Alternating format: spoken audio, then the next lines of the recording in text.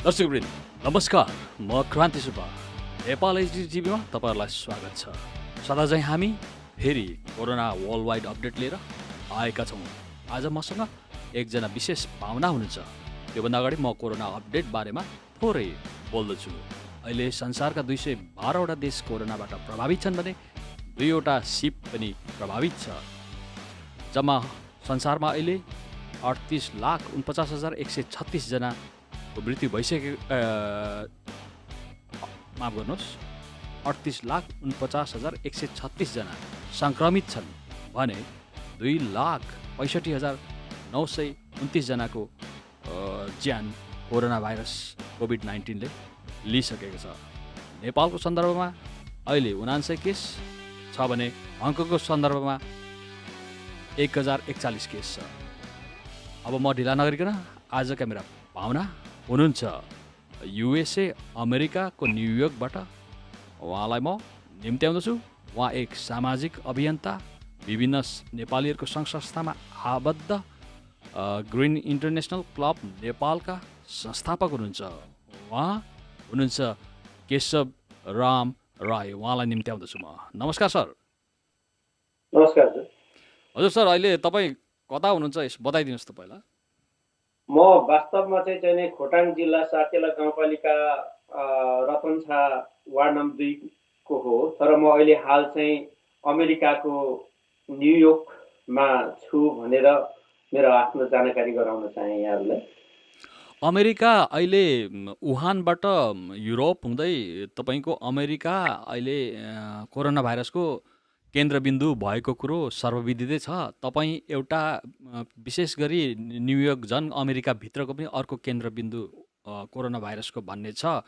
त्यहाँको जनजीवन र तपाईँ आफ्नो अवस्था कस्तो छ सर? मेरो आफ्नो लागि आफ्नो अवस्थाको विषयमा भन्नुपर्दाखेरि आजको दिनसम्म म strong enough, I have no problem at all. मलाई कुनै पनि समस्याहरू छैन।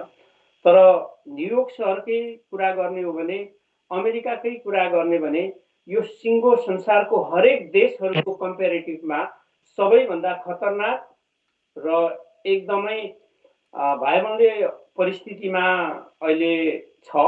त्यसमा फेरि अमेरिकाको पनि न्युयोर्कमा तपाईँहरूलाई पक्कै पनि थाहा छ, एकदमै खचाखच र धेरै ठुलो सङ्ख्या भएको कारणले गर्दाखेरि एउटा अहिले संसारमै सबैभन्दा धेरै समस्याहरू अमेरिकामा भए जस्तै अमेरिकाभित्रको पनि सबैभन्दा ठुलो समस्या चाहिँ न्युयोर्कमा भएको यहाँलाई म जानकारी गराउँछु। र यो भन्दै गर्दाखेरि म तपाईँलाई के पनि भन्न चाहेँ भने, न्युयोर्कमा आजसम्म तपाईँको हाम्रो नेपालीहरू चाहिँ आजसम्म न्युयोर्कभित्रैबाट चाहिँ 10 जना हामी हाम्रा नेपाली दाजुभाइहरूलाई गुमाइसकेको छौँ। 10 जना। अमेरिकाभरिबाट चाहिँ 16 जनालाई हामी गुमाइसक्यौँ। र भुटानिस नेपाली, जो नेपाली भाषिक भनौँ, उहाँहरू समेत गर्दाखेरि चाहिँ 21 जना चाहिँ नेपाली भाषिकले पनि यहाँनिर जीवन गुमाइसकेको छ।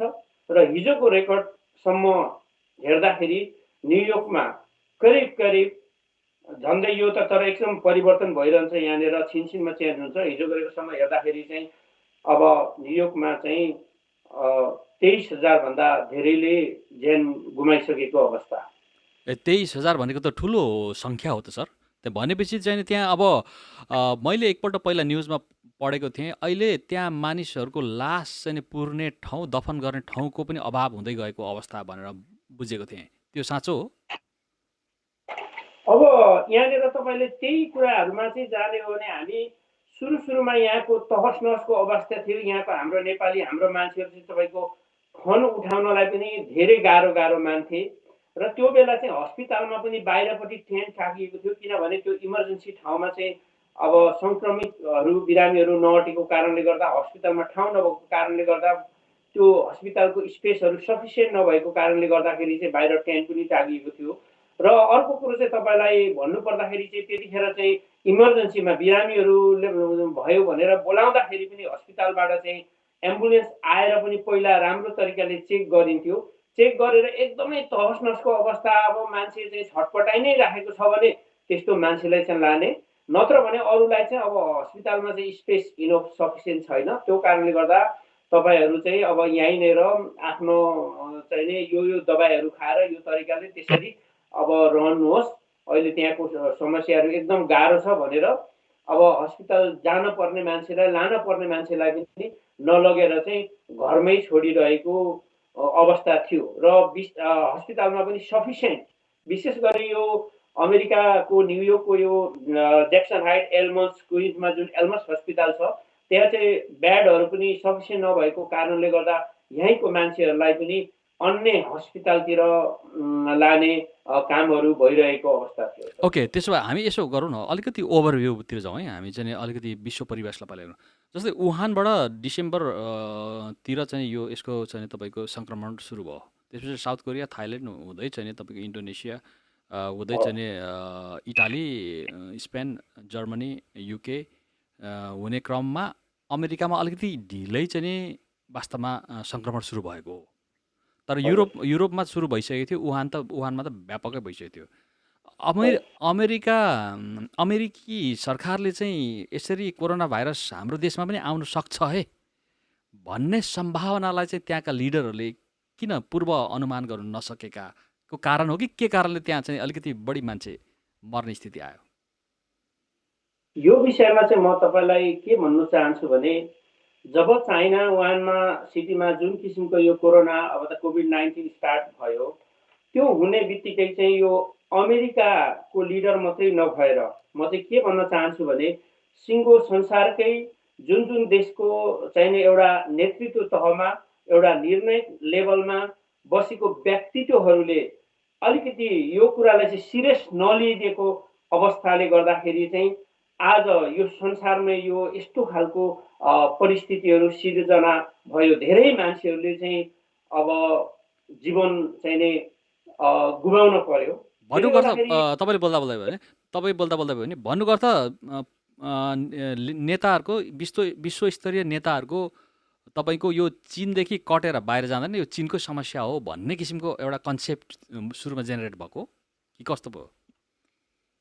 अब यो मैले तपाईँलाई भन्न खोजेको चाहिँ के हो भने जब चाइनामा त्यो कोरोना कोभिड-19 स्टार्ट हुने बित्तिकै त्यहाँको परिस्थितिहरू त न्युजबाट, मिडियाबाट सबै देशको चाहिने नेतृत्व तहमा बसेका, निर्णायक लेभलमा बसेका व्यक्तित्वहरूले भनौँ न यो बुझिसकेका थिए, जानिसकेका थिए। तर बुझ्दै जान्दा पनि यो कुरामा सिरियस नलिदिएको कारणले गर्दा त्यो समस्या भोलि हाम्रो देशमा पनि आउन सक्छ, हाम्रो नागरिकमा पनि त्यो ट्रान्सफर हुन सक्छ, त्यसले गर्दाखेरि सर्न सक्छ। यो कुरालाई चाहिँ हामीले रोक्नुपर्छ, रोकिनुपर्छ र सचेत हुनुपर्छ भन्ने कुरामा चाहिँ सिरियस नभएको कारणले गर्दा सिरियसली नलिनुको कारण चाहिँ के होला सर? हजुर, त्यसलाई सिरियसली किन नलिएका त्यतिखेरको लिडरहरूले? नलिनुको कारण के भने उहाँ आफैले त्यो कुराहरू भोग्न परेन, अरूले मात्रै विशेष सामान्य पब्लिकहरूमा मात्रै यो गयो। जस्तो अहिले लकडाउन भयो, तर मलाई चाहिँ के लाग्छ भने जुन बेला चाइनामा त्यो समस्या हुने बित्तिकै चाहिँ के गरिनु पर्थ्यो भनेदेखि जुनै पनि एक देशदेखि अर्को देश आउने नागरिकलाई सबैभन्दा पहिला चाहिँ तपाईँको चाहिँ क्वारेन्टाइनको व्यवस्था गरेर चाहिँ स्वास्थ्य परीक्षण गरेर मात्रै यसरी बाहिर पब्लिकमा घरमा जाने त्यो खालको व्यवस्थाहरू गरिन्थ्यो। जब अहिले यो लकडाउन गरिँदैछ त्यस्तै त्यो लकडाउनै गर्न जरुरी थिएन, त्यो खालको व्यवस्था गरिदिएको थियो भने यो आजको जस्तो परिस्थितिहरू चाहिँ सिर्जना हुने थिएन। तपाईँको त्यसमा के यो भाइरस चाहिँ चाइनाको चाहिँ बोर्डर क्रस गरेर अरू ठाउँमा जान सक्दैन र चाइनाप्रतिको अलिकति मरे पनि चाइनिज मरुन् भनेर एउटा चाइनाप्रतिको दुराभाव अथवा पूर्वाग्रह पनि को गन्ध पनि आउँछ कि सुरुमा चाहिँ त्यसरी व्यवस्था गरिनमा? मलाई चाहिँ त्यस्तो चाहिँ लाग्दैन। तर उहाँहरूले जो एउटा जुन देशको निर्णायक तहको मान्छेहरूले उहाँले यो कुरा बुझ्नु भएन कि चाइनामा जुन किसिमको एउटा यो चाहिँ कोरोना भाइरस चाहिँ मुभिङ अराउन्ड पब्लिकमा ट्रान्सफर भइरहेको छ, सरिरहेको छ, समस्याहरू आइरहेको छ।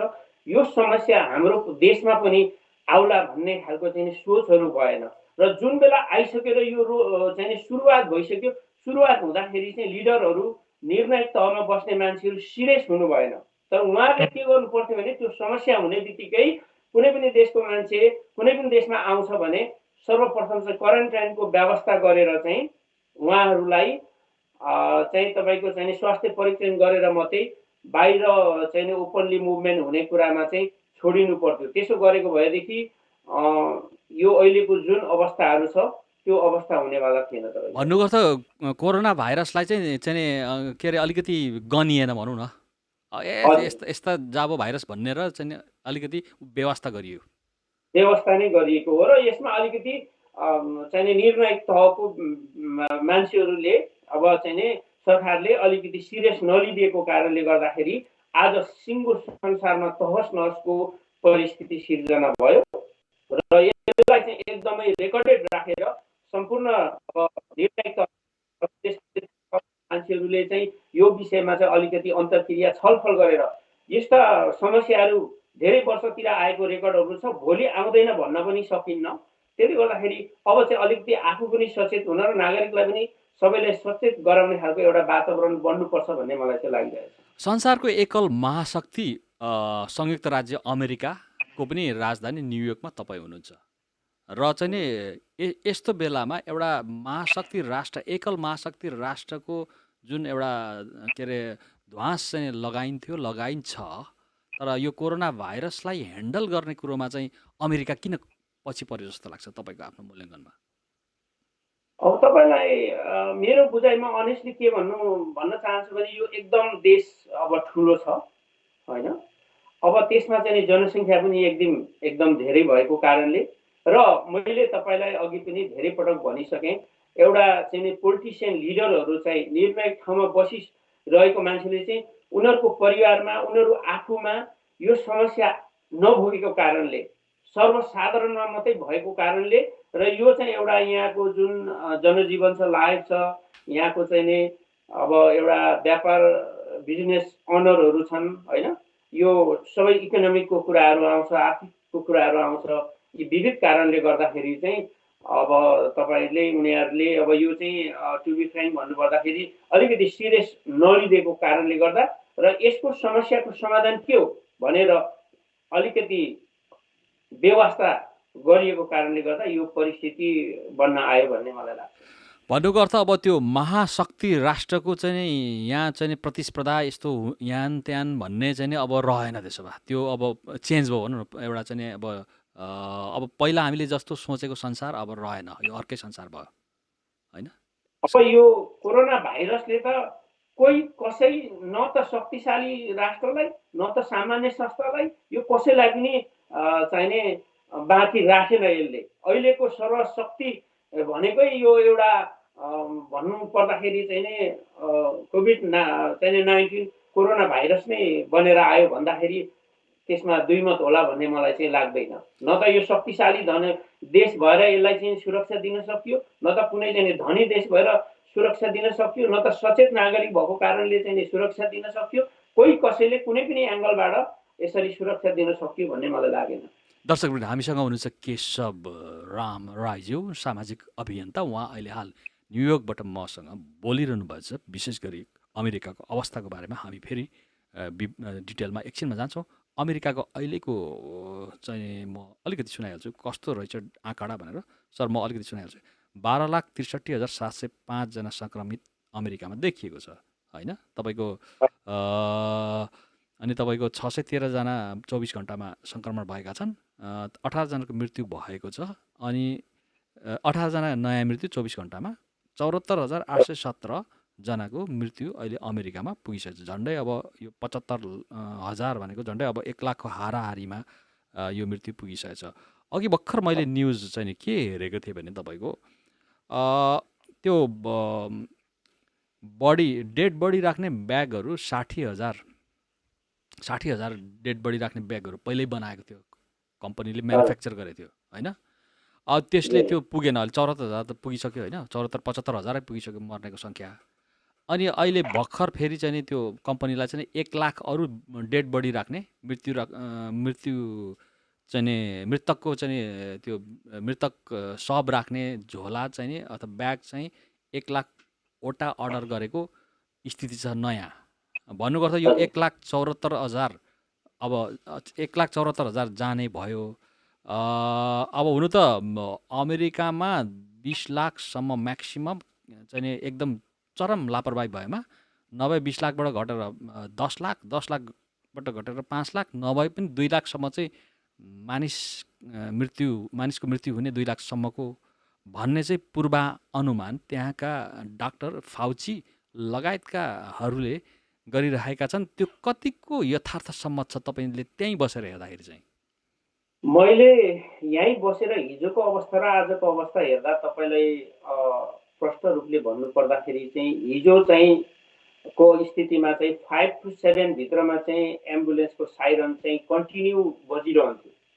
तर आज त्यो अवस्थादेखि एकदमै नर्मल अवस्थामा चाहिँ आइसकेको छ। जसरी पहिला एम्बुलेन्स चाहिँ रनिङ अराउन्ड द सिटी एरियामा चाहिँ हुन्थ्यो भने आज त्यस्तो छैन। र आज हस्पिटलमा पनि जुन किसिमले मान्छेहरू बाहिर क्युमा हुन्थ्यो, ट्रेनमा बस्थ्यो र यसरी चाहिँ ठाउँ नपाउने परिस्थितिहरू थियो, त्यो अवस्था पनि हिजोको भन्दा आज धेरै नर्मल भएर गइसकेको छ। र कतिवटा सामाजिक सञ्जाल अथवा मिडियाहरूले आधिकारिक रूपमै पनि कति औषधिहरूले चाहिँ अहिले काम गरिरहेको, हेल्प भइरहेको भन्ने परिस्थिति पनि छ। र अर्को चाहिँ पब्लिक पनि हिजो जुन किसिमको लापरवाही थियो, यसलाई व्यवस्था गरेर मुभमेन्ट गरिरहेका थिए, आज धेरै सचेत भएर हिँडिरहेको अवस्थाहरू पनि हामीले पाएका छौँ। त्यो कारणले गर्दाखेरि उहाँले जुन बेला भन्नुभयो त्यो बेला चाहिँ उहाँले भनेको जस्तै अवस्था रहेको त्यो प्रष्ट नै हो। तर आजको परिस्थितिमा चाहिँ हिजोभन्दा धेरै फरक भएको कारणले गर्दा उहाँले जे अनुमान गर्नुभयो त्यो अनुमान अनुसारको होला भन्ने चाहिँ मलाई चाहिँ लाग्दैन। एकदमै हिजो र आजमा त धेरै नै अब चेन्ज आएको अवस्था मैले यहाँहरू सबैलाई जानकारी गराएँ। ओके, न्युयोर्कमा चाहिँ त्यति धेरै मानिस एकदम द्रुततर हिसाबले मृत्यु हुनुको पछाडिको कारण एउटा बताइदिनुहोस् त। न्युयोर्कमा त्यसरी एकदमै धेरै मृत्यु हुनुको प्रमुख कारण भनेको यहाँ चाहिने एकदम जनसङ्ख्या नै एकदमै धेरै रहेको। तपाईँको ट्रेनमा बस्दाखेरि पनि बस्ने ठाउँ हुँदैन, उभिएर हिँड्नुपर्छ, कचाखच हुन्छ। र सुरुमा अब मैले अघि पनि भने यहाँको अब गभर्मेन्टले निर्णायक तहको मान्छेहरूले जुन किसिमले अब लकडाउन गर्न पर्थ्यो, क्वारेन्टाइनको व्यवस्थाहरू गरिनु पर्थ्यो, अब यी सबै कुरालाई व्यवस्था गरिदिएको कारणले र एकदम धेरै नै मान्छे भएको कारणले गर्दा यो चाहिँ छोटो समयमा धेरै मान्छे चाहिँ सङ्क्रमित हुनुको कारण चाहिँ जनसङ्ख्या नै हो। र यहाँको जुन ट्रान्सपोर्टेसनको मा हिँड्दाखेरि पनि जस्तो तपाईँको यहाँनिर अब तपाईँलाई थाहा छ अब चाहिँ जेएफके एयरपोर्ट एकदमै बिजी छ। चाहिँ यहाँ लगडे एयरपोर्ट बाहिरको टुरिस्टहरू त न्युयोर्कमा त तपाईँको चाहिँ कङ्क्रिटको घर बाहेक त केही पनि छैन। तपाईँको अब यहाँ सबै टुरिस्टहरूबाट बाहिर आएकै अब त्योबाट नै चाहिँ अब यो चल्ने ठाउँ हो र एउटा यो बिजनेस सेन्टरको ठाउँ पनि हो र मान्छे पनि एकदमै धेरै भएको ठाउँ हो। त्यो कारणले गर्दाखेरि चाहिँ एकदमै फास्ट ट्र्याकमा यो चाहिँ धेरैभन्दा धेरै मान्छेमा यो चाहिँ कोरोना भाइरस ट्रान्सफर हुनु र धेरैभन्दा धेरै मान्छेहरू डेथ हुनुको चाहिँ अब प्रमुख कारण चाहिँ त्यही नै हो। र यसलाई अलिक सचेत हुने काम पनि भएन, सुरुमा सचेत गराउने काम पनि भएन।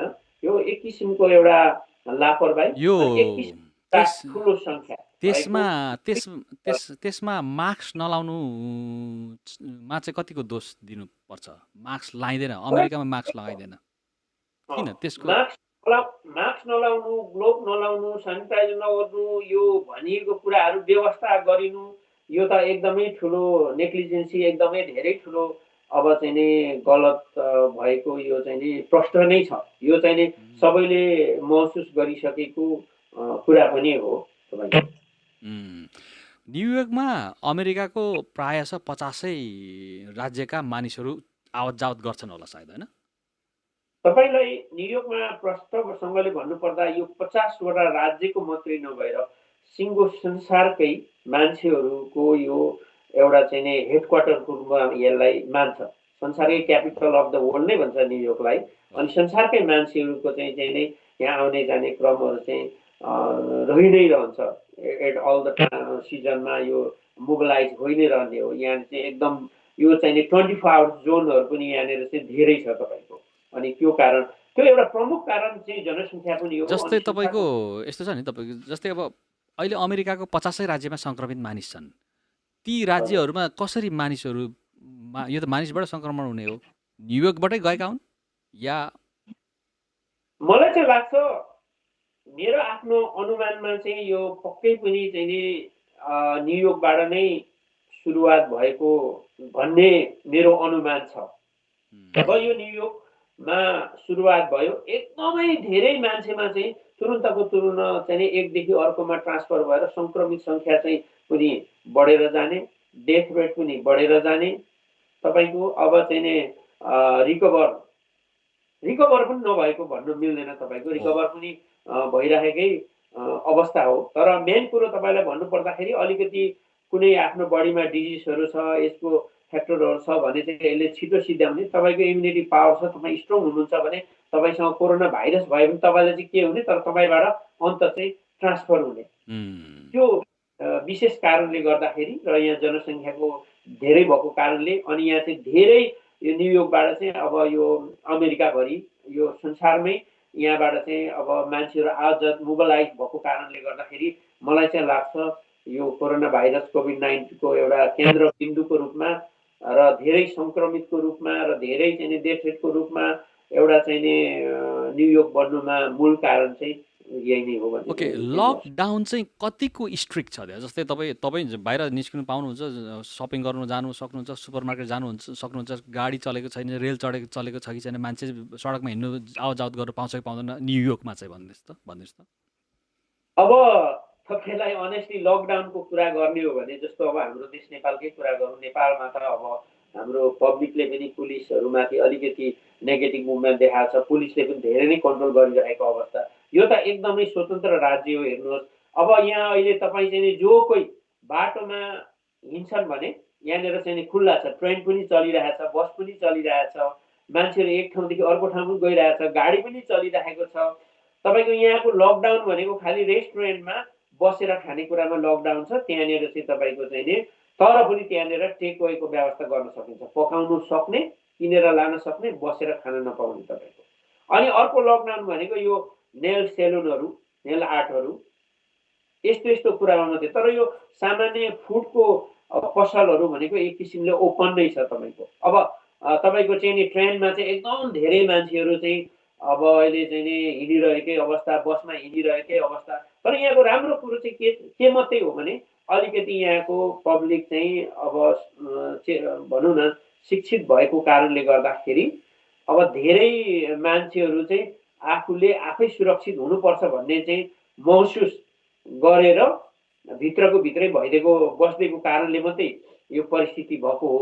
तर यहाँ लकडाउन भन्दैमा चाहिँ नि अब हिँड्छ भने चाहिँ नि पुलिसले तिमी किन हिँड्यौ, कहाँ जाँदैछौ, त्यसको इन्क्वायरी एक्सनहरू चाहिँ त्यस्तो चाहिँ नि अवस्था चाहिँ यहाँनिर छैन तपाईँको। यहाँ एकदम एक खालको यो के खालको यो चाहिँ नि यसलाई चाहिँ सेमी लकडाउन को रूपमा मात्रै यसलाई लिन सकिन्छ ओके, तपाईँको। यसलाई 100% लकडाउनको ओके, रूपमा परिभाषाको हिसाबले सेमी लकडाउन भनौँ, तर नागरिकहरूमा आफ्नै किसिमको चाहिँ सचेतना आएको कारणले उनीहरू आफै घरबाट निस्किँदैन, कुरो त्यति हो होइन? त्यति आफैले चेक गरिदिएको कारणले त्यो पनि अहिले तपाईँको बाहिर आउट अफ एरियातिर अब त्यस्तै तपाईँको चाहिँ नि पार्कतिर गयो भने, अब अलिकति फरक एरियामा गयो भने अब मान्छेहरू त्यतिकै हिँडी पनि राखेका छन्। अलिकति तपाईँलाई भन्नुपर्दा अलिकति यहाँनिरको केही अब लापरवाही, अब अलिकति बेवास्ता गर्ने मान्छेहरूको सङ्ख्या पनि धेरै भएको कारणले गर्दाखेरि पनि यहाँ चाहिँ ठुलो समस्याहरू चाहिँ नि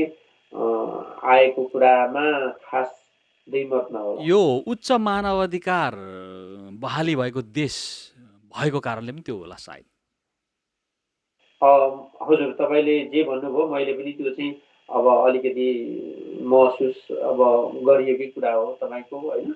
अब फेरि जति धेरै मान्छेमा धेरै खालको अब विचारहरू हुन्छ होइन, कति मान्छे डराउँछन्, कति मान्छे डराउँदैनन्, कति मान्छे सचेत हुन्छ, कति मान्छे जस्तै यस्तो छ नि तपाईँको भारत र चाहिँ नेपालमा त तपाईँको अब चाहिँ के अरे पुलिस नै परिचालन नै गर्नुपर्छ हेर्नुहोस् है, नभएदेखि हुँदैन होइन। अब त्यहाँ मानव अधिकार दिए पनि अब धेरै नै प्रयोग गर्छन्, किनभने लकडाउनको अर्थ बुझ्दैनन्, हिँडिदिन्छन्, रमिताहरू निस्किदिन्छन् होइन। त्यो हुँदाखेरि त्यो भएकोले बल प्रयोग गर्नुपर्ने स्थिति भारत र नेपालमा चाहिँ अलिकति हामीले देख्यौँ होइन। त्यो हिसाबले गर्दाखेरि अब अमेरिका जस्तो उच्च मानव अधिकार भएको देश मानिन्छ, त्यहाँ चाहिँ नागरिक आफै स्वतःस्फूर्त विषयप्रति सचेत भएको कारणले गर्दाखेरि त्यहाँ चाहिँ बल प्रयोग गर्नुपर्ने स्थिति नभएको हुनसक्दछ होइन त सर? हजुर। भनेपछि अब तपाईँको लकडाउन चाहिँ अन्य कतिपय राज्यमा तोडिनुपर्छ, यो लकडाउनको अन्त्य गरिनुपर्छ भनेर नारा जुलुस पनि भयो होइन? भयो। त्यो त्यसको स्थिति कस्तो छ? अहिले अहिले पनि जारी छ या? मलाई लाग्छ अहिले नारा जुलुसको अवस्था काहीँ काहीँ कोही कोही ठाउँमा सुरुमा भयो, त्यो फरक कुरा रह्यो। अहिले चाहिँ त्यो परिस्थिति चाहिँ छैन। तर पनि अब यो लकडाउनहरू चाहिँ यसलाई अब खोल्दै जानुपर्छ, यसलाई नर्मल बनाएर लानुपर्छ भन्ने किसिमको यहाँको अब पोलिटिसियन लिडरहरू चाहिँ मेन्टली प्रिपेयर हुँदै गएको हो कि भन्ने चाहिँ तपाईँको चाहिँ नि बुझाउँछ अहिले। उहाँहरूको यसो बेला मौकामा यो कोरोना भाइरसको विषयमा उहाँहरूले बोल्दै गर्दा, कुरा गर्दै गर्दाखेरि चाहिँ त्यस्तो छ। र भोलि यो लकडाउन ओपन भइसकेपछि तपाईँको यहाँनिर फेरि जुन किसिमको सुरुमा तहस नहसको अवस्थाहरू यहाँ सिर्जना भएको थियो त्यो नहोला भन्न पनि सकिँदैन। तर अब यो अलिकति गरम हुँदै गएपछि अलिकति यो सबै कुरा चाहिँ नि भाइरस पनि अब मर्दै जान्छ, नर्मल हुँदै जान्छ। अब यो चाहिँ नि अलिकति कमजोरी मान्छेहरूलाई, भेट्न पर्ने मान्छेहरूलाई भेटिसक्यो। मलाई पनि के लाग्छ भने न्युयोर्कमा अब कोरोना भाइरस त जुन किसिमले यो सर्यो मान्छे टु मान्छेमा, यो त एकदमै ड्रास्टिक रूपमा यो नसरेको मान्छे त कोही पनि छैन होला जस्तो मलाई लाग्छ। किनभने त्यति धेरै उमा भयो। अब मलाई चाहिँ लाग्छ यो थाम्न सक्ने मान्छेले चाहिँ, मेरो आफ्नो भन्नुपर्दाखेरि यो थाम्यो। अब थाम्न नसक्ने मान्छेहरू चाहिँ अब त्यो समस्यामा गए र यो एकदमै धेरैभन्दा धेरैले नै यो समस्या चाहिँ भोगिसकेको ओके, बुझिसकेको भनेपछि अवस्था हो। कोरोना भाइरस अमेरिकामा कोरोना भाइरसको हाहाकार अथवा बिगबिगी उत्कर्षमा पुगिसकेको अवस्था हो कि होइन? त्यो एकदमै पुगिसकेको छ। अहिले चाहिँ नि यो उत्कर्षमा भन्दाखेरि पनि तपाईँको यो एउटा चाहिँ नि साँच्चै नै तपाईँलाई भन्नु पर्दाखेरि तहस नहसकै अवस्थामा यो आइसकेको परिस्थिति चाहिँ अमेरिकामा हो तपाईँको। तर यो एउटा ठुलो देश भएको कारणले तपाईँको र धेरै जनसङ्ख्याहरू भएको कारणले र यो अब मान्छेको यहाँको मान्छेहरूको बसाइहरू फरक फरक ठाउँमा, फरक फरक सिटीमा, फरक फरक ढङ्गबाट चाहिँ को बसाइ भएको कारणले गर्दाखेरि अलिकति यो जति तहस नहसको अवस्थाहरू नदेखिएको मात्रै हो। तर वास्तवमा भन्ने हो भने तपाईँको यहाँको एक किसिमले धेरै भाइबल अवस्था, धेरै खतरनाक परिस्थिति। अब अमेरिकामा बस्नु भनेको अब निकै ठुलै खतरा र ठुलै रिस्क र एउटा डेन्जर जोनकै लाइफ हो भन्ने कुरा, हाम्रो हो भन्ने कुरा चाहिँ जसले यो कोरोना भाइरसको इस्युमा चाहिँ कन्सर्न गरेको छ त्यो सबैले हिजो पनि महसुस गरेका थिए र अहिले पनि महसुस गरेका छन्। र भोलिको विषयमा पनि कतै यो लकडाउन खोलिसकेपछि पहिलाको जस्तै झन् खतरनाक परिस्थितिहरू सिर्जना होला कि भन्ने खालको एक किसिमको चाहिँ नि सोच चाहिँ हाम्रो मान्छेमा अझै पनि त्यो तहस नहस, यो सङ्कट र समस्याहरू फेरि पनि आउला कि भन्ने खालको सोच चाहिँ हाम्रो, हामी नेपाली मात्रै नभएर सबैमा यो हो, हटिसकेको छ त मलाई अहिले पनि लाग्दैन। जस्तै तपाईँको यस्तो छ नि त, अब डोनाल्ड ट्रम्पले आफै भने एकपल्ट सुरुमा म चाहिँ वार टाइम प्रेसिडेन्ट हो भनेर भने। भन्नुपर्दा दोस्रो विश्वयुद्ध पश्चातको चाहिँ एउटा भयावह घडीको पुनरावृत्ति भएको जस्तो एउटा बुझिन्छ। 9/11को जस्तो एउटा बिबिसीका भएको थियो त्यो विभत्स, त्यस पछाडि त्यस्तै किसिमको सन्तास चाहिँ एउटा चाहिँ दिएको भन्ने बुझिन्छ। अनि तपाईँको 1930 भएको ग्रेट डिप्रेसन भएको थियो अमेरिका, त्यतिखेर आर्थिक मन्दीको चरम सीमा पुगेको थियो। त्यतिखेरको चाहिँ पीडालाई सम्झाउने एउटा दर्दनाक अवस्थामा अमेरिका पुगेको हो भनेर विश्लेषकहरू भन्छन्। र 6 लाखभन्दा बढी मानिसहरू बेरोजगार भइसकेको र अमेरिका आर्थिक रूपमा कतिको जर्जर र धरायसी भएको महसुस तपाईँ एउटा स्वयं त्यहीँ बसेको मान्छेले गरिरहनु भएको छ, अथवा त्यो चाहिँ आर्थिक मन्दी र धरायसीपनको असर नेपाली कम्युनिटी त्यहाँ अमेरिकामा रहने नेपालीहरूलाई परेको छ छैन सर? अब तपाईँलाई यो विषयमा चाहिँ प्रष्टै भन्नुपर्दा म पनि यहाँको एउटा व्यावसायिक मान्छे नै हो। त्यसले गर्दाखेरि मलाई चाहिँ के लाग्छ भने यहाँको जुन गभर्मेन्टले अहिले हाम्रो मान्छे सबैलाई चाहिँ नि $1200 चाहिँ दिएको छ। त्यसमा अनइम्प्लोइड बेनिफिट पनि इम्प्लाई गरिएको छ। यो बिजनेस लोनहरू पनि गरिएको छ। दिने चाहिँ नि एउटा प्रबन्धहरू यहाँनिर मिलाइरहेका छन्।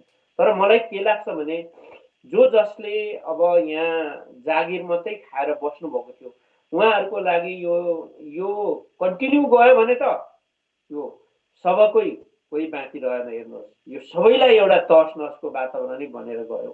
तर यसलाई केही समयभित्रमा कन्ट्रोल आयो भने तपाईँलाई प्रष्ट ढङ्गले भन्नु पर्दाखेरि तपाईँको जो एउटा जब मात्रै गरेर बसेको मान्छेहरूको लागि यो त्यस्तो ठुलो उहाँहरूलाई क्षति पुग्ने ठुलै समस्या आउने परिस्थिति चाहिँ होइन। कारण चाहिँ नि गभर्मेन्टले पनि टेकिङ केयर गरिरहेको केही बेनिफिट दिइरहेको कारणले गर्दाखेरि उनीहरूलाई समस्या भए पनि सामान्य समस्या मात्रै हो। तर जो व्यवसाय गरेर बसिएको चाहे नेपाली होस् चाहे अमेरिका नै होस् चाहे विश्वको जोकै होस् त्यो उनीहरूको लागि चाहिँ एउटा ठुलो सङ्कट र समस्या आइपरेको हो। र म पनि आर्मीको मान्छेले भएको कारणले तपाईँलाई यो first world war, second world war, third world वारका कुराहरूसँग कम्पेयर गर्न यो मिल्दैन। वारमा जाँदाखेरि पनि आफूसँग पनि आफ्नो चाहिँ डिफेन्सहरू हुन्छ, प्रोटेक्सनहरू हुन्छ। लडाइँ गर्न जानुभन्दा अगाडि त्यहाँनिर चाहिँ नि इन्डाइरेक्ट फायर सपोर्टदेखि लिएर विविध म्यानेजमेन्ट भएपछि मात्रै फिल्डमा जाने हो। तर यसलाई यो अहिलेको चाहिँ नि कोभिड-19 कोरोना भाइरसलाई चाहिँ तपाईँको हामीले एउटा वारको रूपमा चाहिँ कम्पेयर गर्दाखेरि यो मिल्दैन। तपाईँको त्यो वारभन्दा यो धेरै डेन्जर हो। वारमा त कम्तीमा तपाईँको गोली चल्दैछ, कम्तीमा गोली चलेको त तपाईँले सुन्नुहुन्छ नि, कोही मान्छे मर्दैछ नि त्यो त देख्नुहुन्छ नि। यहाँ त मान्छे हिँडिरहेको छ, उसलाई के भइरहेछ उसैलाई थाहा छैन। दिउँसो मजाले गफ गरेको मान्छे बेलुका हस्पिटलमा पुगिरहेछ। बेलुका हस्पिटलमा जाँदाखेरि बिस्तारा पाइर नरहेको अवस्था तपाईँको। यहाँनिर परिस्थिति यही विषयमा कुरा गर्ने हो भने 6-7 महिनाको बच्चा छ, बाउलाई पनि चाहिँ नि अब कोभिड-19ले भेटाएको छ, आमालाई पनि चाहिँ नि कोरोना भाइरस कोभिड-19ले भेटिरहेछ। अब त्यो बच्चालाई छोडेर जाउँ, सरकारलाई लैजाउँ, यहाँको नियमले सरकारले लगिसकेपछि अब बाबुआमा निकोपछि भोलि नै दिउँला भन्ने स्थिति पनि होइन।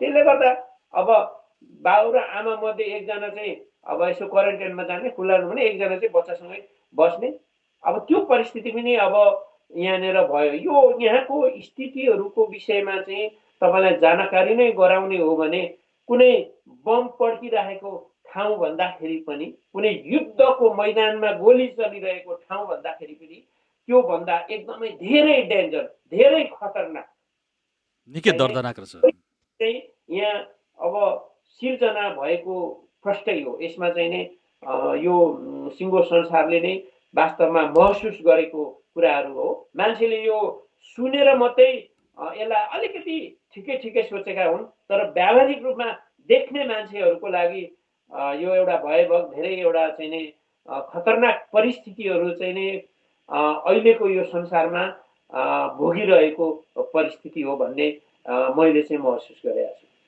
ठिक छ सर। अब चाहिँ के गरौँ भने हामी अलिकति तपाईँको नेपालीको चाहिँ नेपाली मानिसहरूतिर जाउँ हामी। जस्तै तपाईँको कस्तो छ भने तपाईँहरू त त्यहाँ सिटिजन भएर बस्नुभएको छ, हामी पनि सिटिजन भएर हङकङमा बसेका छौँ, नागरिक भएर या बासिन्दा भएर। हाम्रो लागि त खासै त्यो सरकारले यहीँकै चाहिँ सुविधा देला अथवा राहत देला, हाम्रो जीविको जसो दिन चल्ला होइन सर। अनि तपाईँको अघि तपाईँले एउटा कुरा गर्नुभयो, $1200 पर मन्थ हो कि पर विक हो सर, पर हेड? त्यो चाहिँ तपाईँको अहिले पर मन्थको रूपमा पनि पाइरहेको छ। अन्य अब चाहिँ नि तपाईँको अब कामहरू गरिरहेको मान्छेले काम गरिरहेको थिएन भने त्यो अनइम्प्लोइमेन्ट चाहिँ नि फेसिलिटीहरू पनि पाइरहेको छ। तपाईँलाई मैले भने जो कुरा अब यो सामान्य काम गर्नेको मान्छेको लागि चाहिँ यो 1-2 महिना यस्तो हुँदाखेरि खासै ठुलो कुरो चाहिँ होइन। त्यो कहिलेकाहीँ मान्छेहरू 1-2 महिना 2-4 महिना काम नगरी पनि बसिरहेकै अवस्था हो। तर समस्या चाहिँ मैले तपाईँले जो व्यवसायमा चाहिँ नि गरेर बसेको मान्छेहरूलाई चाहिँ चाहे नेपाली होस् चाहे कुनै एसियन होस् अथवा युरोपियन होस् चाहे अमेरिका नै होस्, उनीहरूको लागि चाहिँ यो एकदमै तहस नहसको अवस्था हो। यो गभर्मेन्टले लोन दिएर पनि यो समस्याको समाधानको परिस्थिति चाहिँ नि सिर्जना हुन्छ भन्ने चाहिँ मलाई चाहिँ लाग्दैन। अझ यो अब 1-2 महिना भयो भने कुनै पनि एङ्गलबाट यो एक खालको चाहिँ नि यसलाई चाहिँ नि मिलाएर लाने मिलेला। तर यो तपाईँको चाहिँ नि यो अलिक गयो भने चाहिँ यो चाहिँ धेरै चाहिँ नि अब खतरा परिस्थिति चाहिँ नि बनेर जान्छ भन्ने। ठिक छ। यो चाहिँ यसको चाहिँ यो अब यही तवरले चाहिँ नि इन्फेक्सन पनि रोकिएन, सङ्क्रमण पनि रोकिएन। जति गर्दा पनि चाहिँ कन्ट्रोल भएन भने यसले अझ एउटा भयावह रूप लिने कुरो चाहिँ हामीले आकलन गर्नु सक्यौँ। ठिक छ सर, त्यो ठिक छ। अब हामी के गरौँ भने तपाईँको जस्तै अब हामी त बासिन्दाको रूपमा छौँ, रेसिडेन्टको रूपमा छौँ अथवा नागरिकको रूपमा छौँ। तर कतिपय नेपालीहरू चाहिँ तपाईँको एउटा कन्ट्र्याक्ट भिसामा गएका छन्, कामदारको रूपमा गएका छन्, मजदुरको रूपमा गएका छन्, अलपत्र परेका छन् नेपालीहरू संसारभरि। त्यस्तो चाहिँ नेपालीहरूको चाहिँ व्यवस्थापन चाहिँ नेपाल सरकारले गर्नुपर्छ कि पर्दैन अथवा के गर्नुपर्दछ सर?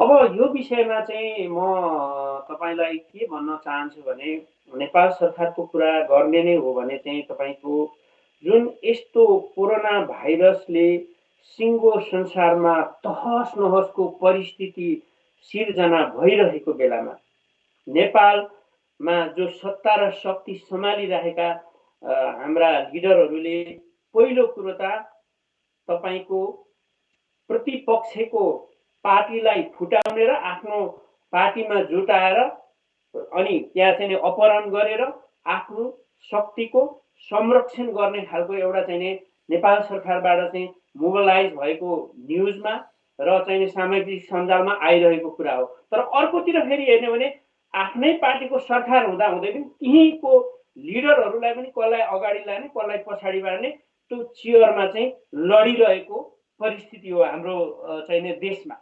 तर मलाई चाहिँ के लाग्छ भने अहिलेको अवस्थामा नेपालको जो सरकारले र पार्टी र बाट चाहिँ को एउटा टिम र नेपाल सरकार प्रतिपक्ष पार्टी र नेपालको चाहिँ कर्मचारी, सेना, प्रहरी, जनप्रतिनिधि, सोसियल वर्कर, अभिभावक यो सबैले चाहिँ एक ठाउँमा रहेर अहिले कोभिड-19 यो कोरोना भाइरसको समस्याको समाधान कसरी चाहिने सुरक्षित आफ्नो नागरिकलाई राख्ने, जस्तो एउटा बच्चा जन्मिने बित्तिकै एउटा चाहिँ त्यो बच्चालाई अभिभावकको जति चाहिँ जिम्मेवारी छ अहिले नेपाल सरकारलाई नेपालमा नेतृत्व गरिरहनुभएका नेपालका चाहिँ कर्मचारीदेखि लिएर सबैले चाहिँ अहिले यो नेपाली जनताले चाहिँ यो अहिलेको तहस नहसको परिस्थितिमा यो समस्याको चाहिँ समाधान चाहिँ कसरी चाहिँ हामी गर्न सक्छौँ भन्ने विषयमा चाहिँ यो कुर्सीको लडाइँहरू गर्ने, यो चाहिँ एकले अर्कोलाई चाहिँ फुटाउने, अपहरण गर्ने, यो शक्तिको लागि मात्रै पहल गरिरहने कुरा अथवा नेपाल तपाईँ बोल्दा बोल्दै पनि नेपाल सरकार चाहिँ अहिले चाहिँ तपाईँको अथवा केही समय अगाडि काम कुरो एकातिर कुम्लो बोकी ठिमीतिर होइन, कोरोना भाइरसको महामारी आँगनमै आइरहेछ, ढोकामै छ होइन, मानिसहरू चाहिँ सङ्क्रमित हुने क्रम बढिरहेको छ। तर सरकारलाई चाहिँ त्यो कुरोको व्यवस्था भएर आफ्नै चाहिँ कुर्सीलाई दरो बनाउने, आफ्नै दलको चाहिँ सरकारलाई दर बनाउने या विपक्षीहरूलाई फुटाएर कमजोर बनाउने किसिमको अध्यादेशहरू ल्याउने जस्ता एउटा गाईजात्रा प्रदर्शन भएको कुरो हो। तर अहिले सरकारको ध्यानाकर्षण सरकार मात्र होइन, यहाँ विपक्षीको पनि अथवा तपाईँले भन्नुभयो प्रशासनको पनि, पुलिसको पनि, सेनाको पनि सबै एकजुट भएर एकगठ भएर कोरोना भाइरस विरुद्धको सङ्क्रमण विरुद्ध लड्नु पर्ने अवस्थामा सरकार र सम्बन्धित निकायको ध्यानाकर्षण अन्यत्र, जस्तो सरकारकै ध्यानाकर्षण अन्यत्र भइसकेपछि अरूले त त्यसै चाहिँ बाटो बिराउने भइहाल्यो नि त होइन सर। त्यस्तो अवस्थामा अब जस्तै विदेशमा रहेका नेपालीहरू चाहिँ स्वदेश फर्कन चाहन्छन्, विशेष गरी मजदुर कन्ट्र्याक्टमा गएकाहरू। र त्यस्तो अवस्थामा चाहिँ विदेशमा रहेका नेपाली राजदूत को तर्फबाट उचित पहल नभइरहेको कुनै पनि अहिले हामीले नेपाली नागरिक स्वदेश जान चाहनेहरूलाई कुनै प्लेन चार्टर गरेर लाने कुराहरू त हल्का फुल्का चलेको छ, तर त्यसको लागि ठोस कदम चालिएको छैन। यस्तो अवस्थामा चाहिँ नेपालको चाहिँ प्रवासमा रहेका विभिन्न राजदूतहरूको भूमिका चाहिँ कस्तो रहनुपर्छ? यसमा चाहिँ म तपाईँलाई के भन्न चाहन्छु भने पहिलो एउटा कुरा चाहिँ तपाईँलाई म के भन्न चाहन्छु भने अहिले जुन नेपाल सरकारले नै राजदूतमा जानुभन्दा पहिला म नेपाल सरकारकै विषयमा तपाईँलाई भन्छु। जसरी एउटा चाहिँ नि अमेरिकाले चाहिँ मार्चको 31मा चाहिँ तपाईँको चाहिँ नि 303 जना चाहिँ फ्लाइट चार्टर गरेर अमेरिकाको ल्याए, त्यस्तै गरेर अप्रिलको 5 तारिक पनि 302 जनाले ल्यायो। त्यस्तै अस्ट्रेलिया विभिन्न देशमा चाहिँ आफ्नो नागरिकहरूलाई चाहिँ आफ्नो देशमा सुरक्षित ढङ्गले चाहिँ लाने ल्याउने व्यवस्थाहरू गरिएको छ। तर हाम्रो देशको नेपालीहरूमा चाहिँ तपाईँको इन्डियाको बोर्डरमा तपाईँले देखि नै रहनु भएको छ। यो मैले भन्नुपर्ने कुरै होइन। यो विदेशमा पनि चाहिँ नि जो अब रोजगारको खोजीमा, तपाईँको अध्ययनको सिलसिलामा, आफन्त मान्छे भेटघाट, भिजिट, बिजनेस, विभिन्न इस्युमा चाहिँ हाम्रो मान्छेहरू अहिले विदेशमा छन् र धेरै मान्छेहरू चाहिँ आफ्नो देशमा जाने इच्छा राख्नुको पछाडि चाहिँ हाम्रो देश अन्य देशभन्दा धेरै सुरक्षित पनि अहिलेको अवस्थामा हामीले ठान्न पर्छ। र एउटा नेपाल सरकारले के एउटा गलत गरेको छ भने तपाईँको अहिलेसम्म विदेशमा बस्ने नागरिकलाई आफ्नो देशमा ल्याउनको लागि त्यस्तो चाहिँ नि पहल गरिएको पनि देखिएको छैन। तपाईँको सुन्न पनि कम आएको हामीले महसुस गरेका छौँ। जस्तो इन्डियादेखि पनि मलाई त के लाग्छ भने इन्डियाको नागरिक इन्डिया जान चाहन्छन् भने उनीहरूले पाउनुपर्छ र इन्डिया सरकारले लानुपर्छ। नेपालको नागरिक नेपाल आउँछन् भने उनीहरूलाई ल्याउन सक्नुहुन्छ। तर कुरो के हो भने हामीले क्वारेन्टाइनको व्यवस्था गरिनुपर्छ र तपाईँको स्वास्थ्य परीक्षण गरिनुपर्छ। र यो इस्युमा चाहिँ म तपाईँलाई एउटा कुरो के जोड्न चाहन्छु भने नेपाल सरकारले चाहिँ अहिले चाहिँ आफ्नो कुर्सी जोगाउनलाई, सत्ता र शक्ति जोगाउनलाई दुनियाँभरिको एक्टिभिटी गरिरहनु भन्दाखेरि यो सबै कुरालाई भुलेर यो समस्याको समाधानको लागि हाम्रो देशमा फरक ठाउँमा फरक तरिकाले एउटा क्वारेन्टाइनको व्यवस्था गरेर चाहिँ स्वास्थ्यको परीक्षण गरेर संसारमा रहेको आफ्नो देशको नागरिकलाई एउटा अभिभावकको जिम्मेवारी निभाएर चाहिँ आफ्नो देशमा ल्याउनलाई चाहिँ कन्जुसाइ गरिनुहुन्न। यसमा चाहिँ म के पनि भन्न चाहन्छु, अघि पनि मैले भने हामी सबै नेपालको चाहिँ जनप्रतिनिधिदेखि लिएर सेनादेखि लिएर पुलिसदेखि लिएर सबै अब लाग्नुपर्छ त मैले भने। तर त्यो भन्दै गर्दाखेरि पनि म चाहिँ आफू पनि सेना भएको कारणले के भन्छु भने सेनाहरू चाहिँ सेल्फ सर्भाइभ गर्न सक्ने क्षमता हुन्छ र अरूलाई पनि सर्भाइभ गराउन सक्ने उनीहरूसँग ट्रेन हुन्छ, उनीहरूसँग सामग्री हुन्छ, उनीहरूसँग चाहिँ सारा इक्विपमेन्टहरू हुन्छ र सेनालाई यो जिम्मा दियो भने हाम्रो जति विदेशमा भएको नागरिकलाई पनि देशमै भएको नागरिकतालाई पनि धेरै सहज र सजिलोसँगले चाहिँ क्वारेन्टाइनको व्यवस्था गर्न सक्ने क्षमता छ भन्ने मलाई लाग्छ मेरो देशको सेनासँग। र उहाँहरूलाई चाहिँ एउटा जिम्मा दियो भने सेनाको काम छैन भन्ने चाहिँ धेरै कुरा पनि गर्छन् हाम्रो देशमा। तर सेनाको काम जुन बेला देशमा सङ्कट र समस्याको परिस्थिति आउँछ त्यो बेला सेनाको जस्तो प्रमुख भूमिका कहीँ कतै कसैलेसँग पनि रहँदैन र कसैले त्यो चाहेर पनि गर्न सक्दैन। त्यसले गर्दा म एउटा के अनुरोध गर्न चाहन्छु भने नेपाल सरकारलाई न्युयोर्कमा बसेर आफ्नो जुनसुकै देशको नागरिकलाई विकासको बजेट कटाएर भए पनि आफ्नो देशमा आउन चाहने नागरिकलाई हामीले क्वारेन्टाइनको व्यवस्था गरेर उहाँहरूलाई नेपालमा ल्याउनुपर्छ र सहज र सरल व्यवस्थाबाट चाहिँ उनीहरूलाई सुरक्षा दिएर चाहिँ आफ्नो नागरिकलाई चाहिँ एउटा अभिभावकको जिम्मेवारी चाहिँ नेपाल सरकारले निभाउनुपर्छ भन्ने मेरो मान्यता छ। होइन, अहिले त जस्तै तपाईँकै कुरालाई सन्दर्भ गरेर भन्छु। जस्तै विश्वव्यापी अभ्यास नै छ आफ्नो देश आफ्नो नागरिकहरूलाई घर ल्याउने, त्यो सबै देशले लागू गरिरहेछ होइन। हङकङ बासिन्दाहरू पनि अब चाहिँ पाकिस्तानबाट एक लट आयो प्लेन चार्टर गरेर। हेर्नुहोस् है, पाकिस्तानी मूलका हङकङ बासिन्दा, अब हङकङ बासिन्दा नेपालीहरू पनि अब आउँदैछन्। इन्डियाबाट अब 300 जना फेरि व्यवस्था हुँदैछ है। यसरी चाहिँ नि सबै देशले गरिराखेकै छन्। तर नेपाल सरकार चाहिँ यो विषयमा आँखा चिम्म गरेर बसेको अवस्था चाहिँ हो होइन त? यो कुरो चाहिँ किटान साथ भनौँ, यो एकदम प्रष्टै त्यो छ। मैले अघि पनि तपाईँलाई भने नि संसारकै जुनसुकै देशले पनि आफ्नो नागरिकलाई चाहिँ ल्याउने सुरक्षा दिने पहलहरू गरिरहेको छ होइन। तर हाम्रो देशको चाहिँ नेपाल सरकारले चाहिँ व्यवस्था गरिएकै अवस्था हो।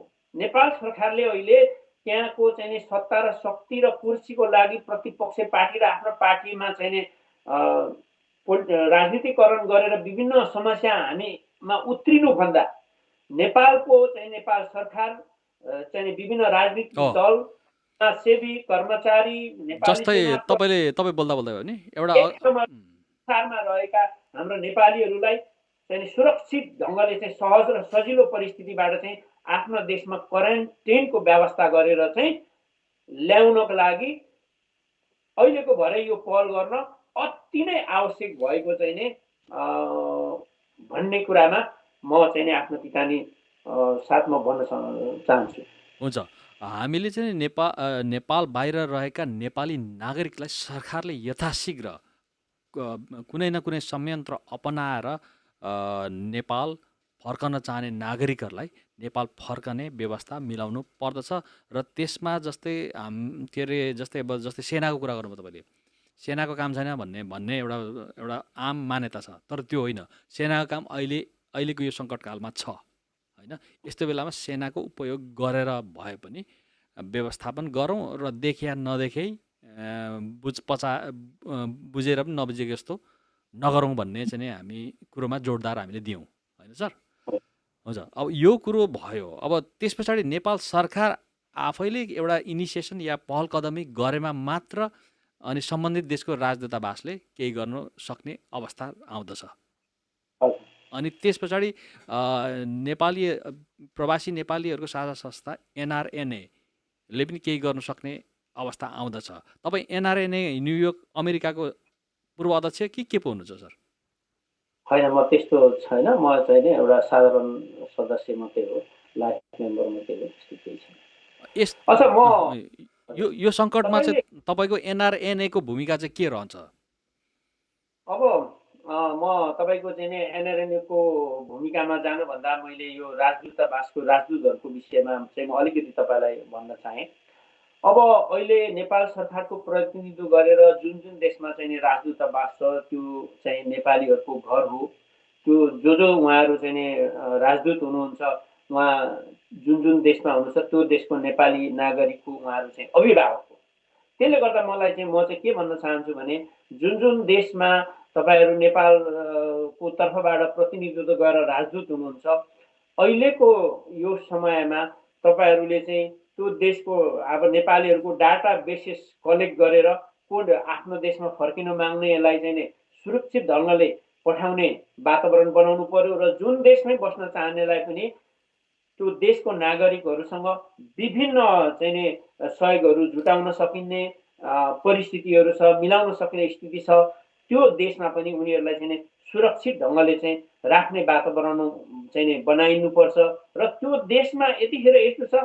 त्यस पछाडि चाहिँ अर्को कुरो चाहिँ के पनि हो भने नेपालमा अब अहिले चाहिँ मात्रै नभएर यो सिङ्गो संसारमा भएको राजदूतहरूले चाहिँ एउटा चाहिँ अहिलेको जमानामा टेलिकन्फरेन्स गरेर अथवा भिडियो कन्फरेन्स गरेर सबै देशको विषयमा चाहिँ कुन देशमा के समस्याहरू कहाँ आफ्नो नागरिकले के भइरहेको छ भनेर एउटा प्रतिवेदन तयार गरेर नेपाल सरकारलाई बुझाउनुपर्छ र नेपाल सरकारलाई झस्काउनुपर्छ र नेपाल सरकारलाई आफू बसेको देशमा आफ्नो नागरिकको परिस्थिति के छ त्यो बुझाउनु सक्नुपर्छ र बुझाएर यो समस्याको नेपाली नागरिकको समस्याको समाधानको र उनीहरूको आवश्यकता अनुसारको परिपूर्ति चाहिँ गर्ने वातावरण गर्नमा चाहिँ अहिले चाहिँ उहाँहरू चाहिँ पहिला चाहिँ 8 घन्टा ड्युटी गर्नुहुन्थ्यो भने अब 18 घन्टासम्म खटेर हुन्छ कि के गरेर हुन्छ, त्यो सहयोगको चाहिँ राजदूतावासले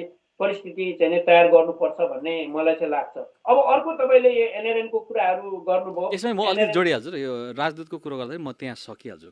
कस्तो भनेदेखि तपाईँले एउटा कुरो चाहिँ एकदम सही कुरो उठाउनु भयो। जस्तै नेपाल सरकारको मात्रै मुख ताकेर भएन।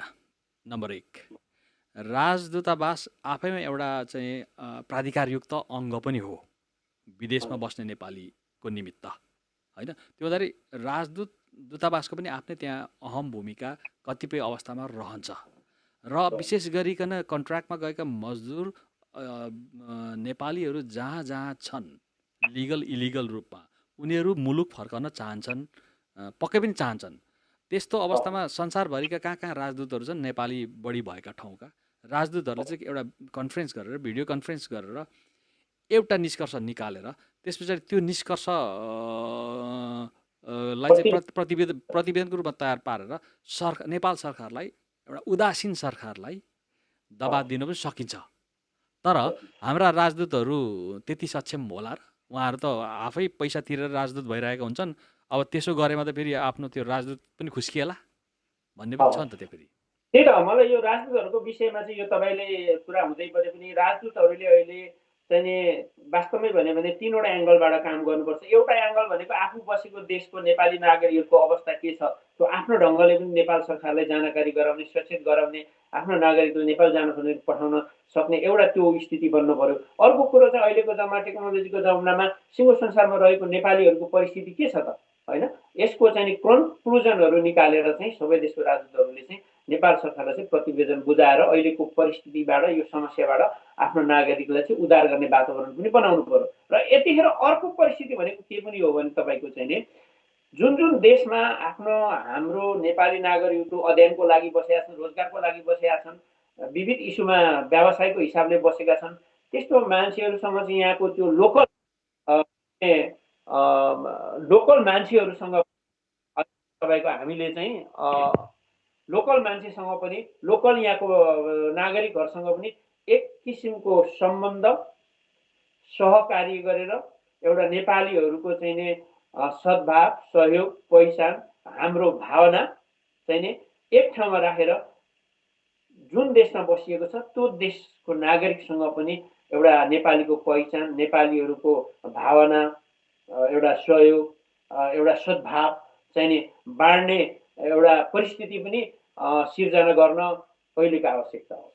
राजदूतहरूले यतिखेर विदेशमा भएका स्वदेश फर्किन चाहने नेपालीहरूलाई कुनै पनि किसिमको कदम गरेन भनेदेखि राजदूतहरू पनि नालायक सिद्ध हुनेवाला छन्, होइन?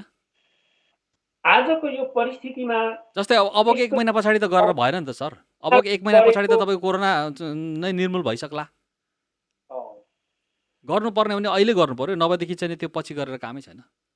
होइन, अहिले जिम्मेवार मान्छे जस्तो अघि एउटा चाहिँ सेनाको काम छैन भन्ने कहिले काहीँ आउँछ नि। सेनाको जति काम छ त्यति काम अरूको हुन सक्दैन। देशमा समस्या र सङ्कट आएको बेलामा विभिन्न परिस्थितिमा जे गर्छ सेनाले गर्छ भन्ने मलाई लाग्छ। तर त्यस्तै अब राजदूतहरूको पनि अब कतिले भन्छन् यहाँ राजदूतको काम छैन भने, राजदूतको चाहिँ धेरै काम छ। यतिखेर चाहिँ जुन देशमा बसेको छ त्यो देशको आफ्नो नागरिकको विषयमा, त्यो देशको नागरिकको विषयमा नेपाल सरकारसँग चाहिँ एउटा चाहिँ सहकार्य गर्ने, समन्वय गर्ने, त्यो आवश्यकताहरूको लागि समस्याको समाधान गर्नलाई छलफल गर्ने, दुनियाँ गर्ने, त्यो एउटा रह्यो भने अर्को चाहिँ सिङ्गो संसारमा रहेको राजदूतहरूले नेपाली नागरिकहरूको विषयमा चाहिँ मैले अघि पनि तपाईँलाई भने छलफल गरेर अन्तर्क्रिया गरेर त्यो समस्याको विषयमा चाहिँ नेपाल सरकारलाई चाहिँ राम्रो तरिकाले चाहिँ बुझाएर त्यो आफ्नो नागरिकलाई चाहिँ सुरक्षित ढङ्गले चाहिँ आफ्नो देशमा पुर्याउनुपर्छ। अहिले यो आधारमा पनि आफ्नो देशमा जानेलाई जान दिनुपर्छ भन्नु कारण भने हाम्रो देश त सुरक्षित जोन हो नि अहिलेको अवस्थामा अन्य मुलुकको कम्पेरिटिभमा हेर्दाखेरि। त्यो कारणले गर्दाखेरि पनि हामीले हाम्रो मान्छेहरूलाई हाम्रो देशमा जान चाहनेलाई यथासक्दो चाँडो सहज र सरल वातावरणबाट त्यहाँ जाने परिस्थिति चाहिँ सिर्जना गर्नको लागि जुन जुन देशमा खटिएका राजदूतहरूले नेपाल सरकारसँग तुरुन्त नेगोसिएट गरेर यो परिस्थिति सिर्जना गर्न आवश्यक आजको भोलि भएको यहाँलाई मैले जानकारी गराएँ। प्रथमत सरकारले नै यो पहल गरिनु पर्यो। सरकारले गर्दैन भने राजदूतले पहल गरिनु पर्यो। त्यो सँगसँगै नागरिकको पनि दायित्व रहन्छ।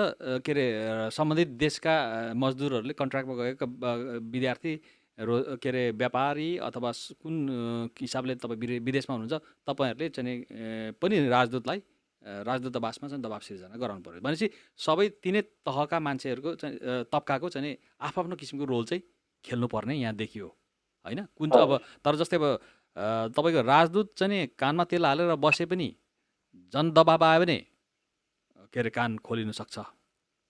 अब त्योभन्दा बेहतर त अब सरकार स्वयं एउटा अभिभावक हो, उसैले इनिसिएट गर्नुपर्छ। सन्तानको माया सबैलाई लाग्छ आफ्नो सन्तानको, होइन र? अब नेपालीहरू चाहिँ विदेश आफ्नो मातृभूमि फर्कनुको कारण कतै यतै मरिन्छ कि भनेर पनि हो नि त।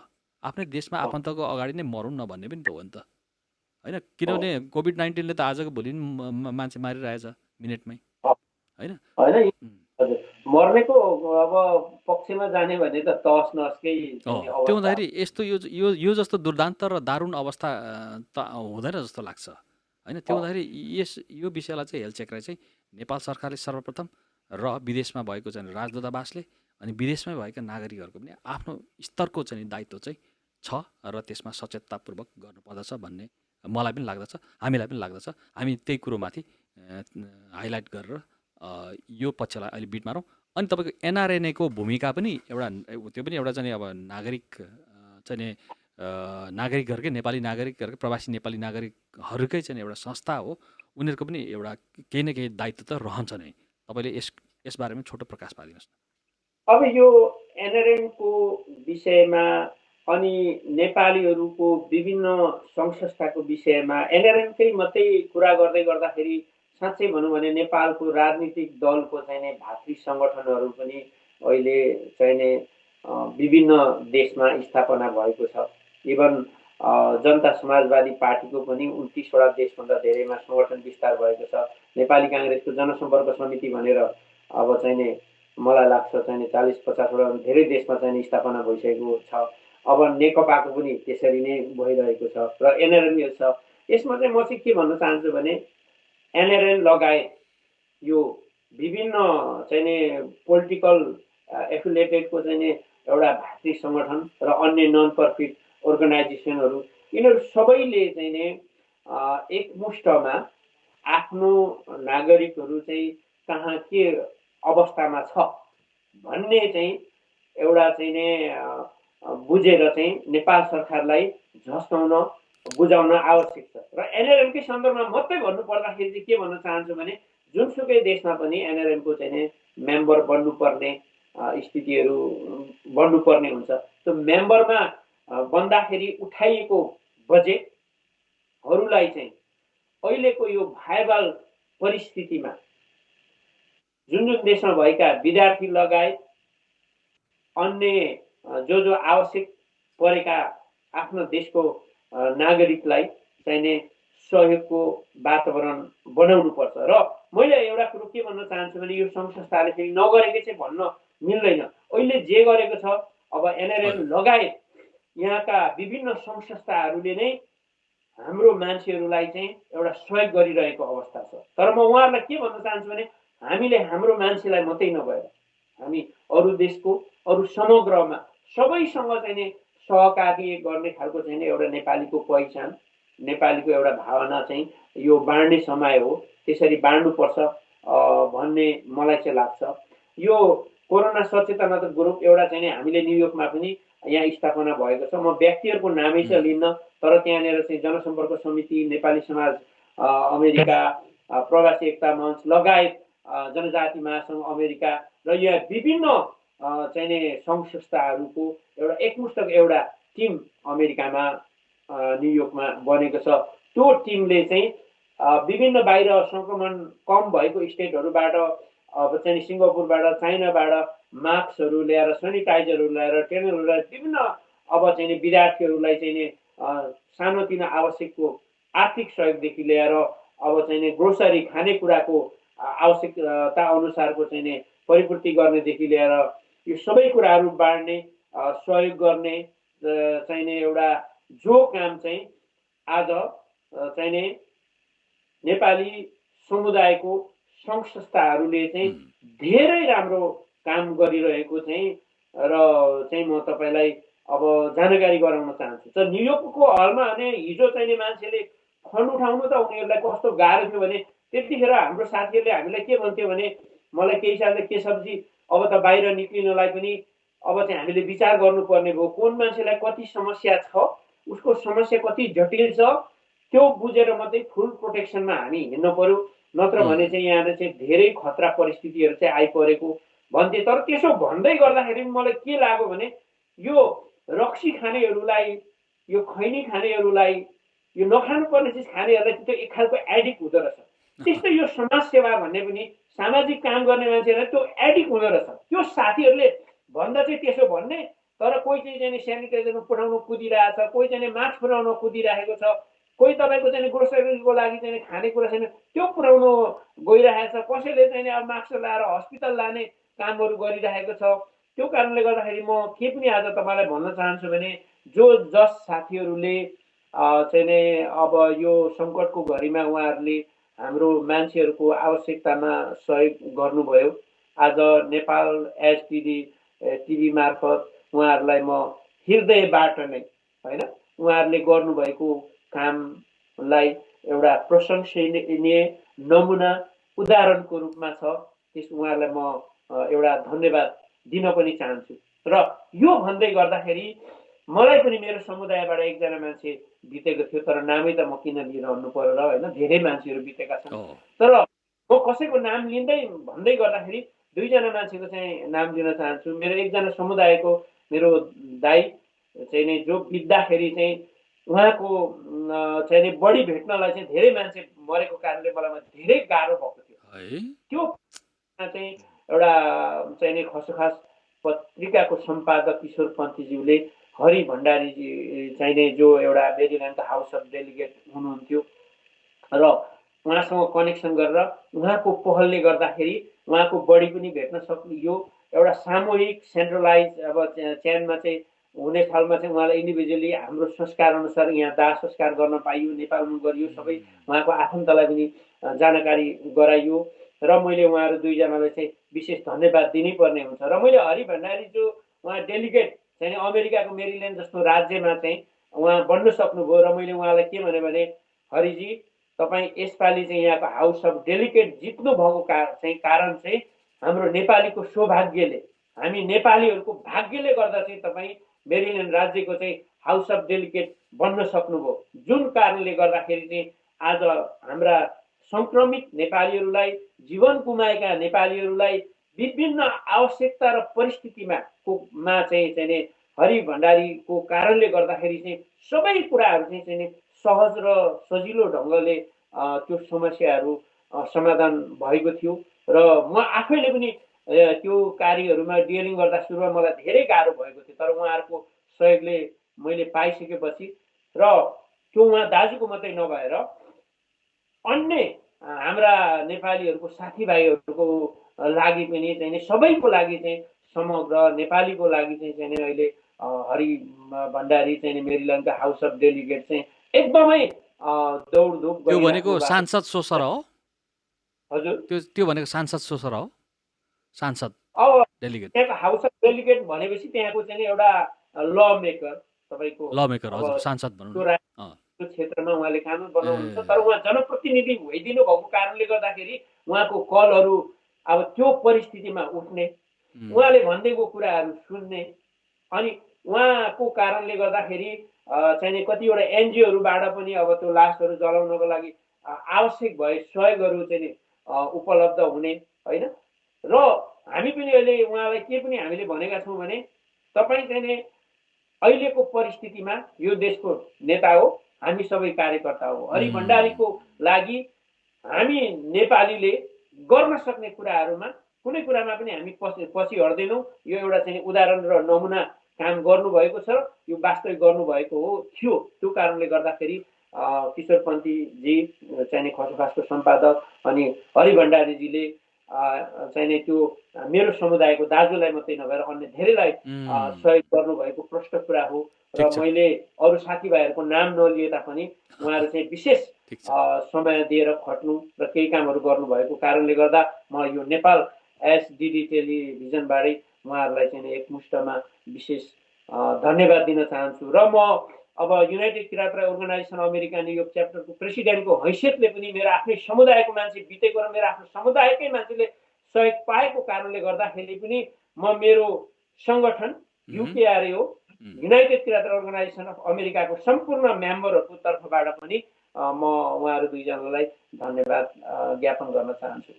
हजुर, यो विशिष्ट एउटा विपत्ति होइन, हामीले कल्पना गरेको भन्दा छुट्टै एउटा यथार्थसँग हामीले सामना गर्नु परिरहेछ, विशेष गरी यो विपत्तिको घडी होइन। त्यो हुँदाखेरि चाहिँ नेपालीहरू पनि अमेरिका जस्तो ठाउँमा स्थापित भइसकेका ल मेकरको स्थानमा पुग्नु, डेलिगेटको स्थानमा पुग्नु, मेरील्यान्ड राज्यमा भनेको चान्चुने कुरो होइन। हरि भण्डारीजी उहाँलाई हामीले पनि सबै नेपालीहरूले उहाँलाई चाहिँ उहाँको कर्म उहाँको चाहिँ योगदानलाई चाहिँ हामी कदर गर्नुपर्दछ। उहाँलाई विशेष धन्यवाद पनि दिउँ। अहिलेको विपत्तिको घडीमा नेपालीका शवहरू, बिरामीहरू, गुमनाम भएका बिरामीहरू, गुमनाम भएका लासहरू खोज्नको निमित्त पनि विशेष पहल गरिदिनु भएको छ उहाँले।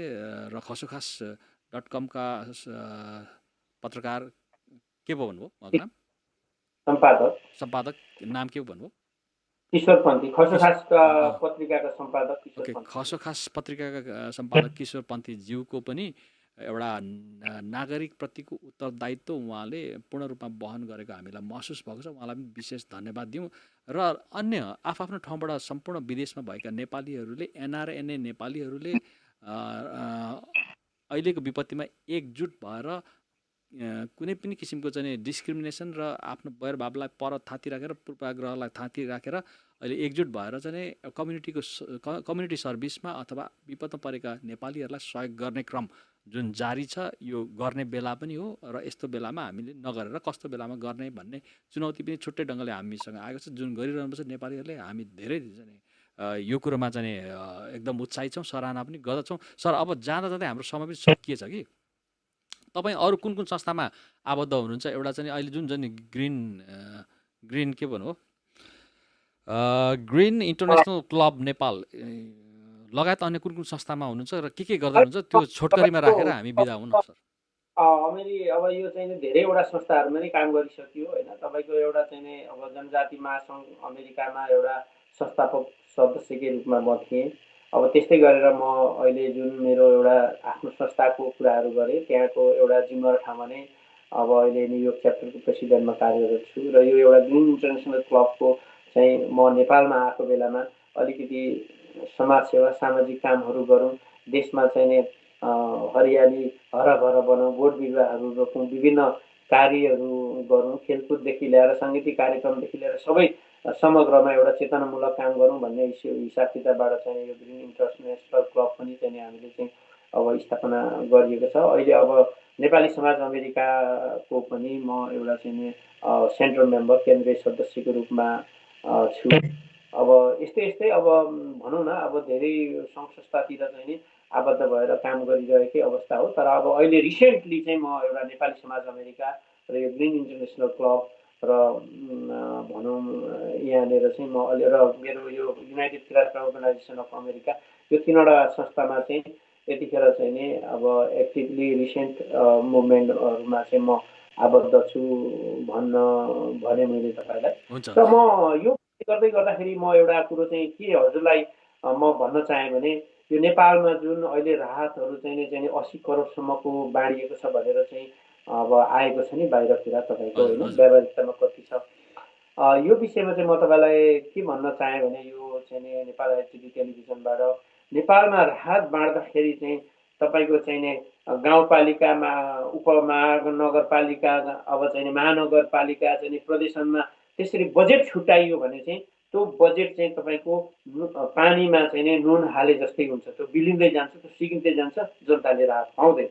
त्यसले गर्दाखेरि म एउटा के अनुरोध गर्न चाहेँ भने, यो अहिलेको अवस्थामा चाहिँ नेपाल सरकारले चाहिँ बजेट छुट्याएर त्यो बजेट पठाउनु भन्दाखेरि चाहिँ आवश्यक राहत चाहिने सामग्रीहरू चाहिँ नेपाल सरकारले चाहिँ किनेर एउटा चाहिँ म्यानेज गरेर चाहिँ अब तपाईँको नेपालको सेनालाई परिचालन गरेर टोलमा, गाउँमा, ठाउँमा चाहिँ त्यो राहत पुर्याउने व्यवस्था गरिनुपर्छ र जनप्रतिनिधिले चाहिँ अब्जर्भेसन गर्नुपर्छ र त्यो रेकर्डेड ढङ्गले चाहिँ त्यो पुर्याउनु पर्छ भन्ने चाहिँ मलाई चाहिँ लाग्छ यो राहतको विषयमा। किनभने जुन किसिमले अहिले चाहिँ कति ठाउँमा अब चाहिँ यति बजेट आयो भनेको छ, राहत भनेको छ, एउटा कुनैमा कुहिएको चामलहरू देखाएको छ, कुनैमा एक पोका नुनहरू देखाइरहेको छ। अब त अहिले चाहिँ अहिलेको युगमा त त्यो त वास्तविक कुरो त बाहिर देखिहालिन्छ। तर यो कुरालाई पनि नेपाल एउटा कुरो तपाईँले गाँठी कुरो गर्नुभयो, त्यो कुरो चाहिँ मलाई पनि मन पर्यो, जुन एउटा एकदम इफेक्टिभ पनि हुन्छ। जस्तै तपाईँको राहतको निमित्त सरकारले बजेट विनियोजन गरेर प्रदेशमा नपठाइकन त्यो राहतको लागि छुट्याइएको बजेटले चाहिँ राहत सामग्री किनेर त्यसको डिस्ट्रिब्युसन चाहिँ सेनालाई प्रयोग गरेर गऱ्यो भने धेरै नै प्रभावकारी हुन्छ। यो कुरो चाहिँ म पनि 100% सहमत भएँ ल सर। र यो चाहिँ आवाज चाहिँ हामीले कसरी हुन्छ जनप्रतिनिधि कानमा पुर्याउनु पर्यो। गर्नु पर्यो, जनप्रतिनिधिहरूले, जनताले अब्जर्भ गर्नुपर्छ। एकदम यो कुरो चाहिँ एकदम चाहिँ यो कुरोको सुनाइ हुनुपर्छ भन्ने पनि मलाई लाग्यो। सर अब चाहिँ जाँदा जाँदै तपाईँको चाहिँ बाँकी रहेको भनाइहरू राखिदिनुहोस्। अनि संसारमा रहनुभएका नेपालीहरू हुनुहुन्छ, एउटा चाहिँ विपत्तिमा सन्तासमा परेको भयावह अवस्थालाई सामना गरिरहेको बेचैन नेपालीहरू हुन्छ, उहाँहरूलाई कस्तो सन्देश दिन चाहनुहुन्छ र तपाईँको आफ्नो बाँकी रहेको कुराहरू राख्दै अहिले चाहिँ हामी बिदा हुन्छौँ सर।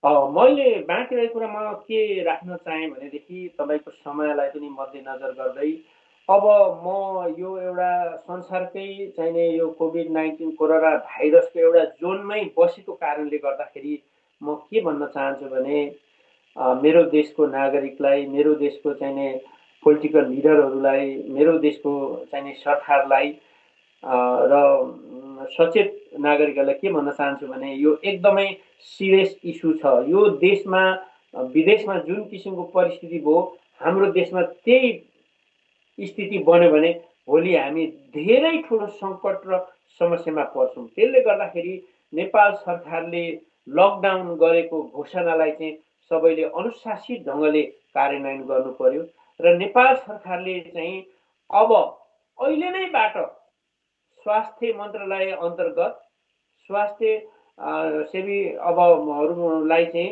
अब चाहिँ कर्मचारीहरूलाई परिचालन गरेर सबै नेपालीहरूको चाहिँ हेल्थ चेकअपमा चाहिँ जानु पर्यो र कोही त्यस्तो सङ्क्रमित भेटियो भने विशेष ठाउँमा फरक ढङ्गले उहाँलाई चाहिँ ट्रिटमेन्ट गर्नतिर हामी चाहिँ लाग्न पर्यो र नेपाल सरकारले यो भन्दै गर्दाखेरि पनि सिङ्गो संसारमा छरिएर बसेका नेपालीहरूलाई जस्तो आफ्नो बच्चाको बाबामा अभिभावक हुन्छ, नेपाल सरकारले अब यो सबै देशमा भएको राजदूतहरूसँग कोअर्डिनेसन गरेर बाहिर बसेको नेपालीहरूलाई पनि सुरक्षा दिने कुरामा पनि अब पछि हट्नु भएन।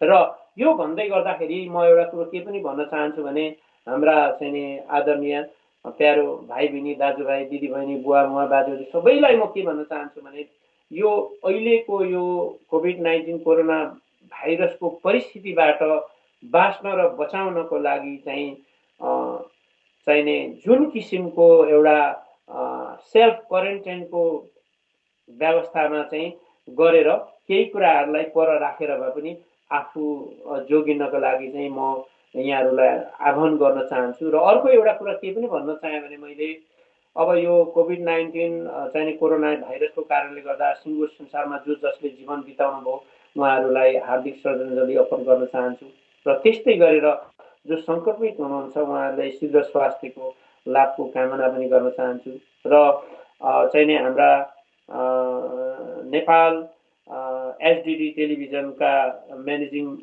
डाइरेक्टर देवमान लिम्बुजी लगायत क्रान्ति शिवबाज्यू र तपाईँहरूको टिमले पनि अहिलेको परिस्थितिमा चाहिने आफूलाई लागेका कुराहरू राख्ने अवसर समय दिनुभएकोमा एकमुष्टमा धन्यवाद दिँदै र यो जो जसले टेलिभिजन हेरिरहनु भएको छ, जो जसले हेर्नुहुन्छ सुन्नुहुन्छ, यहाँहरू सबैलाई म खोटाङ जिल्ला साकेला गाउँपालिका वार्ड नम्बर 2 रतनछाको मान्छे आज न्युयोर्कबाट तपाईँहरूलाई चाहिँ नमस्ते गर्दै मेरो कहीँ कमी कमजोरी भयो पनि नियत बस्न भएको र मैले चाहिँ एउटा अन्जानमा गलत शब्दहरू पनि बोल्ने भने माफी चाहँदै यहाँहरू समक्ष म बिदा चाहन्छु। धन्यवाद। नमस्ते।